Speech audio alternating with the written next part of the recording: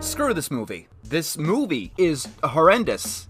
I thought that Shark Tale was bad. No, I thought that Home was bad. But this? I don't even want to call it a film.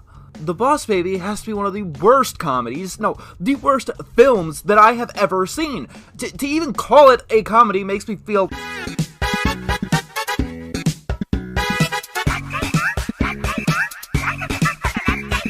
Hello, ladies and gentlemen. Glad you can join us today.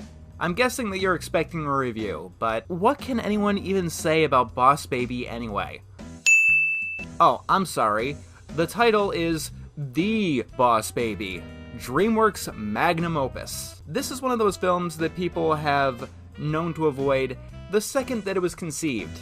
No pun intended. If there's anything at all that you know or care about it, it's one piece of relevance. The Boss Baby is a shining example of how poorly the Academy thinks of animation. Before you know about the plot, the characters, the actors, you know that The Boss Baby was nominated for Best Animated Picture of 2017. And if that doesn't sound bad to you, it's not like 2017 was a weak year for animation. The Academy also did nominate Ferdinand, which was whatever.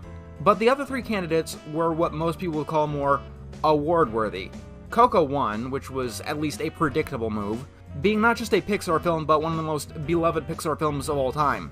The other two animated films nominated in the Boss Baby year was The Breadwinner and Loving Vincent.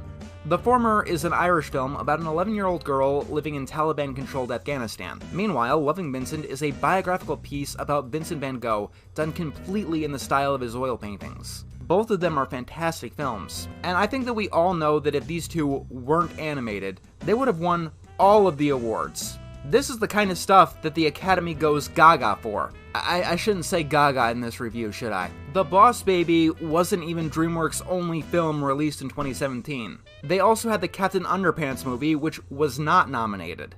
And while I couldn't say it wouldn't have been weird and funny for the Academy to have nominated the Captain Underpants movie, considering the alternative, I mean, at least the Captain Underpants movie was a good movie, right?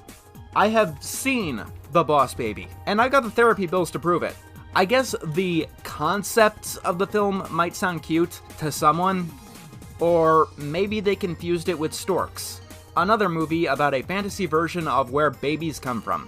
In all honesty, the two films are not too far off, except this time, instead of a magical factory, babies come from a corporate office, filled with bureaucratic babies, creating babies for profit, I'm assuming. Alright.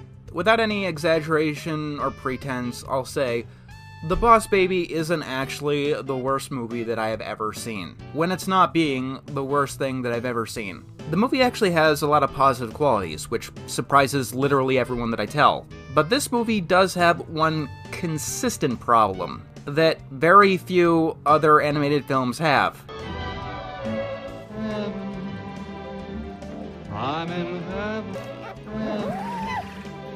Like, it's not just this movie occasionally shows a butt. This movie has a lot of humor involving nudity, of minor characters. A lot of animated movies these days have naked baby humor. Bad movies like Brave, good movies like Inside Out. I don't know why they do. I'm sure that the conspiracy-minded among us have their theories, but I'm just going to go out and say, I don't know. However, even taking the landscape of children's films into account right now, The Boss Baby goes above and beyond in this department. It's almost structured like a horror film. Things are going well for a while, and then you get jump scared by Alec Baldwin's ass.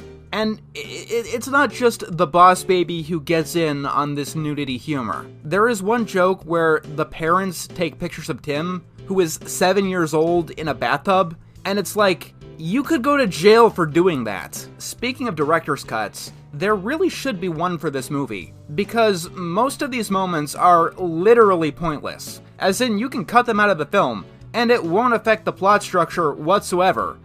With the exception of, this one. I want you to suck it. You suck it. No, it's for you to suck. Ugh, I'm not sucking that. Suck it. I don't know where it's been. This is very wrong. I'm not accusing anything on the part of the people who made this film. They probably thought it was just funny or something. but I had other people also watch this film in preparation of this review, and no, they haven't forgiven me yet, but I'm not alone in this. It's the kind of thing that makes you feel dirty for watching it, and even worse for praising the actual good parts. Because, there are good aspects to this film, but there is something fundamentally wrong when you say, about a kid's film. It wouldn't be so bad if it wasn't for all the nudity. For parents in the audience, if you've got a kid begging you to watch The Boss Baby, this is a PG that earns its rating. Make sure you're quick on that fast forward button. Let's talk about the fantasy sequences. For a lot of this film, we've got these very unique, highly stylized set pieces. For the first 5 or so minutes of the film, I was actually ready to start considering this an underrated gem.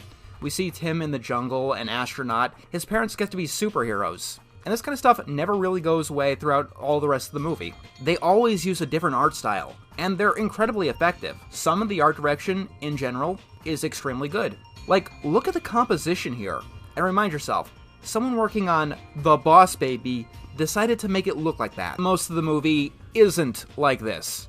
After those 5 minutes are up, we get to go to Babycore. The stylized segments are animated wonderfully. However, when the movie isn't in one of these stylized sequences, you're left with characters that look very off. I've said it before that DreamWorks can't really animate humans. Monsters vs. Aliens, B-Movie, Over the Hedge, and well, this.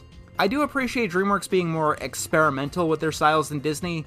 However, that comes with the consequence of some of the styles failing and failing hard. And The Boss Baby just looks off. It's like they tried really, really hard to get the babies looking fine, and then they decided to use the same proportions for the adults and kids, which gives the entire movie a sort of uncanny feeling. The Boss Baby makes no sense whatsoever. So, the movie's reality is its second biggest problem. This film does a very poor job of establishing the rules of its world. It's from Tim's perspective, obviously, but what that means to the film is vague, nebulous, and contradictory. We do have these highly stylized moments, which are clearly from Tim's fantasy, but outside of the fantasy, the baby is still wearing a suit, and he's talking to his alarm clock. Not to mention, at the end of the film, reality completely breaks down. One of Tim's fantasies at the start is seeing his parents launch a rocket, as their job is quote-unquote launching products. It's clearly exaggerated fiction from a child's perspective.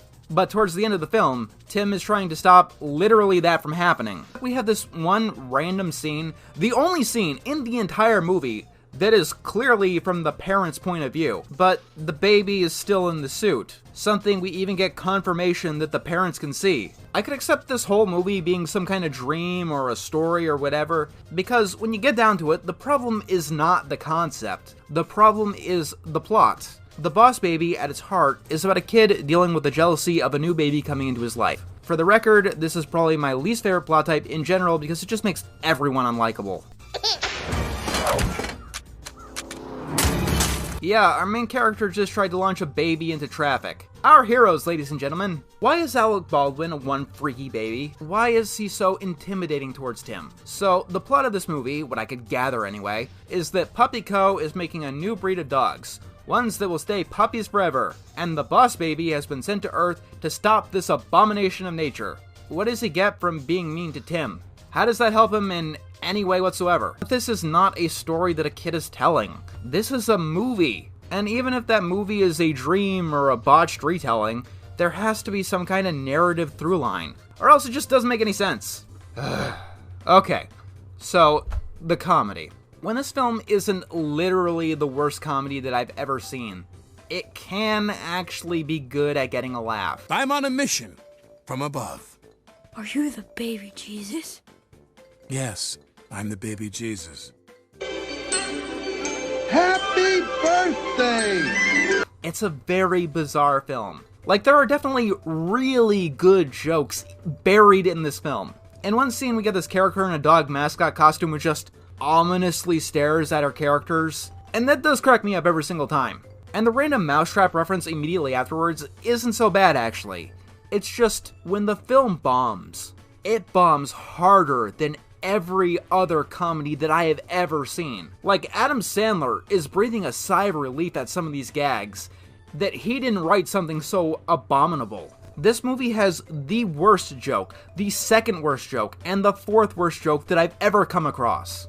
The Boss Baby is at its best when you're sending random out-of-context clips to other people. Like, the best scene in the entire film is the one with all of the Elvis impersonators. Okay, so the Boss Baby and Tim need to get to Las Vegas. So they board a plane by impersonating Elvis impersonators. Like, this scene is so ridiculous and all over the place that I just can't help but love it. However, let's put it in context. First, we gotta meet the villain of the film. Super, colossal, big, fat Boss Baby. Or as he's known to mortal men, Steve Buscemi. Surprise! A baby Corbinky. You? Except older and wrinklier. You think God stays in heaven because he too lives in fear of what he's created? This is where we learn of Puppy Co's big plan. We also learn that super, colossal, big, fat Boss Baby, he got kicked out of baby heaven because he became lactose intolerant and he couldn't drink the fountain of youth milk.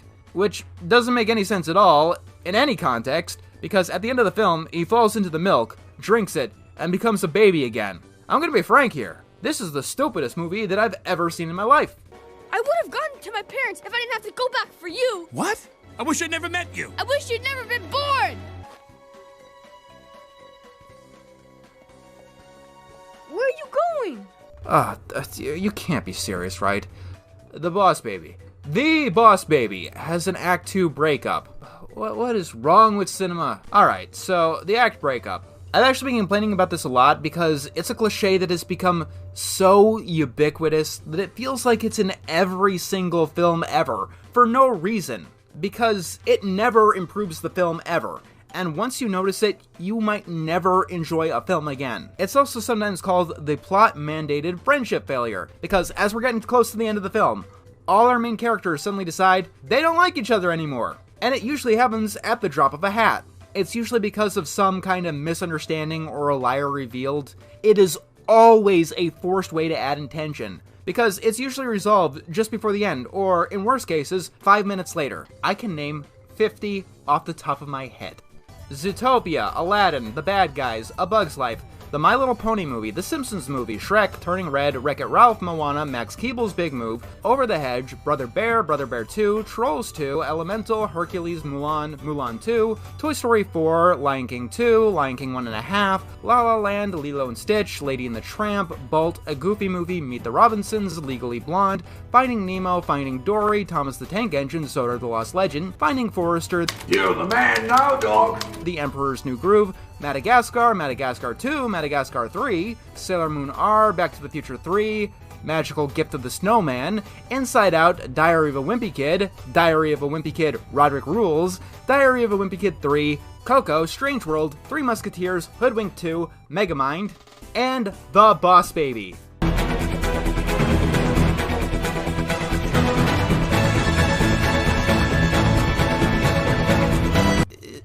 Is that fucking Hans Zimmer?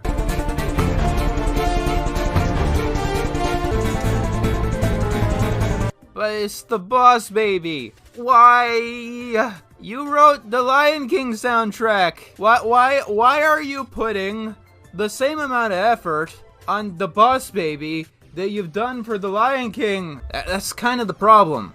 When your job is to watch bad animation after bad animation, it kind of kills your passion eventually. You start noticing these cliches and terrible trends that infest even good movies, and before you know it, it becomes harder and harder to enjoy anything.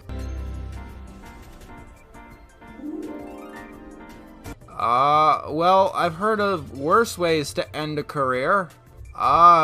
Looks like we're gonna do a positive review of The Boss Baby 2. Next time I will see you all then. What even is my life these days?